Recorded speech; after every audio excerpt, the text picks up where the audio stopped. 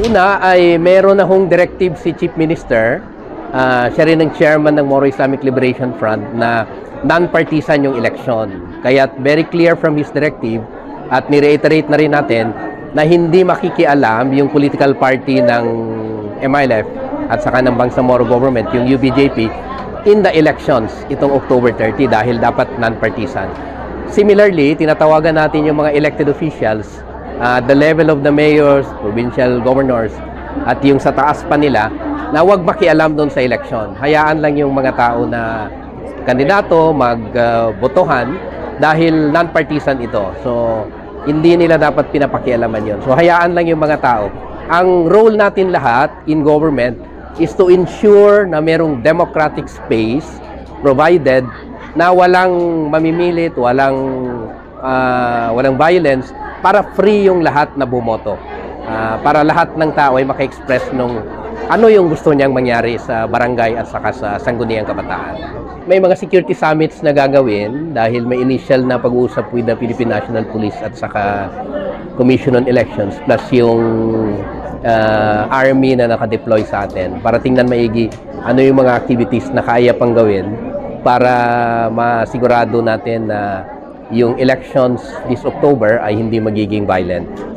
Maging peaceful siya, democratic, at saka credible yung result niya. Develop yung PNP in coordination with the COMELEC.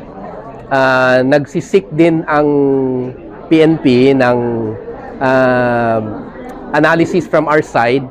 So, nagtatanong sila saan yung mga highly contested na mga barangay, saan yung potentially magkaroon ng girian yung mga contending parties, saan yung pakiramdam natin na based sa analysis natin ay wala naman.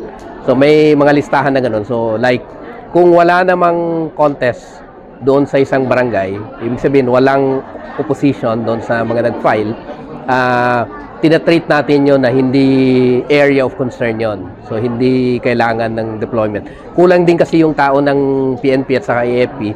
Hindi natin kaya na deployan lahat-lahat nung barangay, sa halimbawa sa Barmlang 2,590, mauubos yung personnel. So kailangan i-focus nila yung deployment ng forces nila doon sa mga areas na merong potential for violence. Ang sa atin ay as much as we can, yung exercise is a democratic process. Isa sa mga essential elements nito ay malaya yung lahat at merong display na walang extraordinary precautionary measures doon sa mga areas na yun. So as much as we can, dapat walang interference yung security sector doon sa voting places kasi may prescription yan sa guidelines ng Commission on Election kung hanggang saan lang pwede i-deploy yung police at saka sundalo.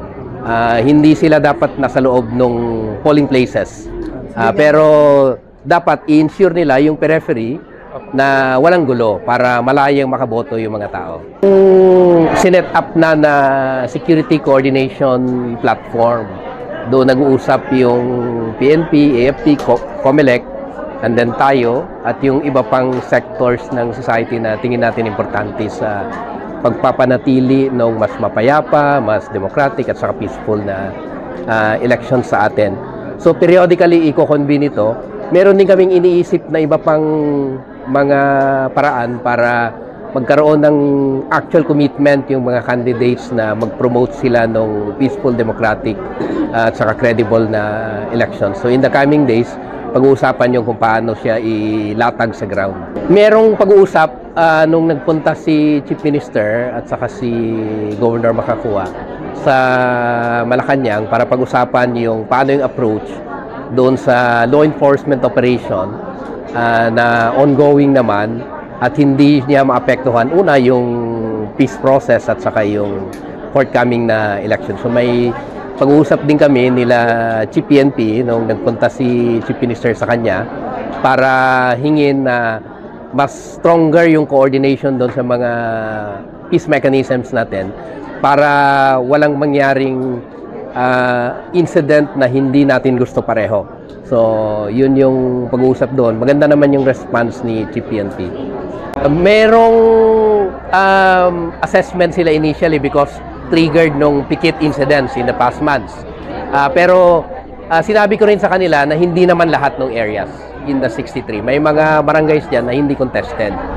So, hindi kailangan na ilista sila doon sa mga areas na merong potential for violence. Kasi technically, walang contest doon. At maski isa lang ang bumoto, tapos na yung election sa kanila.